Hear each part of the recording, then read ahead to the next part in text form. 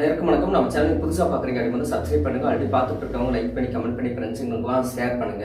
நம்ம சேனலுக்கு எந்த படத்தோட ரிவ்யூ பற்றி பார்க்க போகிறோம் அப்படின்னு சொல்லி பார்த்தோம்னா ரணம் அப்படிங்கிற படத்தோட ரிவ்யூ பற்றி தான் பார்க்க போகிறோம். இந்த படம் வந்து யாரெல்லாம் நடிச்சிருக்காங்க அப்படின்னு எடுத்துட்டோம்னா நம்ம வைபவ் நடிச்சிருக்காரு, தன்யா கோப், நந்திதாஸ் நடிச்சிருக்காங்க. இவங்க கூட சுரேஷ் சக்கரவர்த்தி, நம்ம விலங்கு சீரிஸ் கிச்சா நடிச்சிருக்காரு. இன்னும் பல ஆர்டிஸ்ட்லாம் அந்த படத்தில் நடிச்சிருக்காங்க.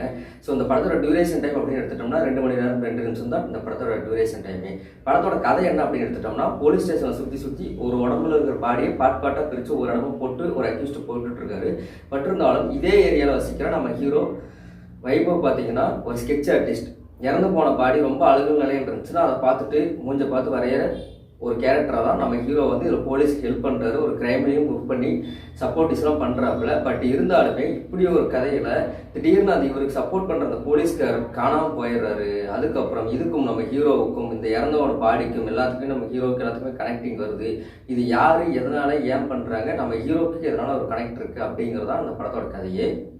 எனக்கு தெரிஞ்சு இந்த படத்தில் பாசிட்டிவ்ஸ் எடுத்துட்டோம்னா எடிட்டிங்லேருந்து ஆக்டிங்லேருந்து எல்லாமே பாசிட்டிவ் இருந்துச்சு. அதெல்லாம் எந்த ஒரு இடத்துலையும் இப்போ தான் சொல்ல முடியாது. ஏன்னா இந்த படம் வந்து ராட்சசன் பாணியில் தான் எடுத்திருந்தாங்க. நீங்கள் படம் பார்த்தீங்கன்னா தெரியுமா, அந்த பாடியை போடுற சீன்ஸ் ஆகட்டுமே, நம்ம ஹீரோ அதை கண்டுபிடிக்கணும் அப்படின்னு சொல்லி முயற்சி பண்ணுற அந்த ஒரு சீன்ஸ் ஆகட்டுமே எல்லாமே ராட்சசன் பட பாணியில் தான் இருந்துச்சு. பட் தான் அவங்களுமே முடிஞ்ச வரைக்கும் கொண்டு போயிருந்தாங்க. பட் இருந்தாலுமே ஹீரோவாக நம்ம வைபவ் வந்து எந்த அளவுக்கு படத்தை தாங்க முடியுமோ அந்த அளவுக்கு ஒரு ட்ரை பண்ணி கொண்டு வந்திருக்காரு. அதுலேயுமே தனியாக அவங்க போலீஸ் அதிகாரியாக வர்றாங்க. பட் அவங்களுமே கொடுத்த கேரக்டர் கரெக்டாக பண்ணியிருக்காங்க. ஒரு முக்கியமான ரோலுமே கொண்டு வந்திருக்காங்க. இதில் பிளாஷ்பேக் அப்படின்னு எடுத்துட்டோம்னா நம்ம நந்திதாஸ் ஏதோ ஒரு பிளாஷ்பேக் வந்திருக்காங்க.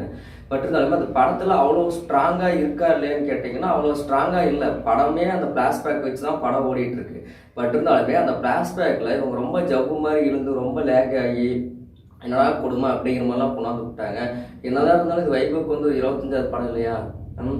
பட் எனக்கு படம் பார்க்கும்போது எல்லாமே நல்லா இருக்குடா. இந்த படத்தை பார்க்கும்போது எனக்கு ஒரு 5 வருஷத்துக்கு முன்னாடி எடுத்த படத்தை இப்போ ரிலீஸ் பண்ணியிருந்து எப்படி இருக்கும் அப்படிங்கிற மாதிரிலாம் தோணுச்சு. அதுவும் நம்ம விலங்கு சீரிஸ் கிச்சாலாம் பார்த்தீங்கன்னா அப்பா விலங்கு சீரீஸில் கூட மனசு இப்படியெல்லாம் நடிக்கலடா அப்படிங்கிற மாதிரி தோணுச்சு. அதேமாதிரி இதில் மெடிசன்ஸில் இறந்தவங்க உடம்பை வச்சு செக்ஸ் வச்சுக்கிற சில விஷயங்களை படத்தில் சொல்லியிருப்பாங்க. அதுலேயுமே அந்த பிளாஷ்பேக்ஸ் எல்லாம் பார்க்கும்போது இதுக்காக இத்தனையும் பண்ணுறாங்களா அப்படிங்கிற மாதிரி தோணும். சுரேஷ் சக்கரவர்த்தி நடிச்சிருக்காரு. அவருமே வந்து அவருக்கு இந்த படத்தில் இம்பார்ட்டன்ட் கொடுத்த மாதிரி 2 படத்துலையும் கொடுத்துருப்பாங்களான்னு தெரியல. ஒரு இம்பார்ட்டன்ட் ரோலாகவே அவருமே நடிச்சிருந்தாரு.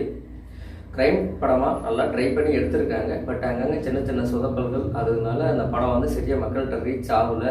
ஸோ நீங்கள் டைம் இருந்துச்சுன்னா பாருங்கள். ஒன் டைம் வாட்சபிள் மூவி தான். வைபவ் சாருக்கு இந்த படம் ஓரளவுக்கு இன்னும் கொஞ்சம் பெட்டராக எடுத்திருந்தா ஒரு கனெக்ட் கொடுத்துருக்கும்.